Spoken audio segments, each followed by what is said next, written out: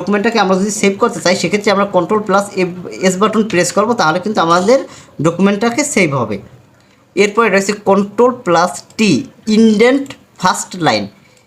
এখানে আমরা একটা ইনডেন্ট দেখেছিলাম, সম্পূর্ণ পেজ ইনডেন্ট, আর এখানে হয়েছে ইনডেন্ট ফার্স্ট লাইন। দেখেন বন্ধুরা, ফার্স্ট লাইনটা বাদে যতগুলো লেখা রয়েছে সবগুলো লেখা কিন্তু আমার একটু লেফট সাইডে রাইট সাইডে চলে যাবে। Ctrl+U সমান হচ্ছে আন্ডারলাইন। এখানে আমরা অনেক সময় একটা লেখার পরে আন্ডারলাইন দেওয়ার প্রয়োজন পড়ে, যেমন আমরা এই লেখাটার পরে আমাদের আন্ডারলাইন দেওয়ার প্রয়োজন পড়বে, সেক্ষেত্রে আমরা Ctrl+U দিতে পারি। দেখেন বন্ধুরা, লেখাটার নিচে কিন্তু একটা রেখা চলে আসছে। এরপরে রয়েছে Ctrl+V সমান পেস্ট।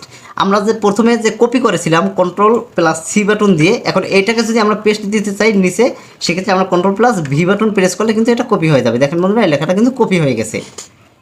এরপরে রয়েছে Ctrl+W বাটন যদি প্রেস করি, তাহলে এই ডকুমেন্টটা ক্লোজ হয়ে যাবে, বন্ধ হয়ে যাবে।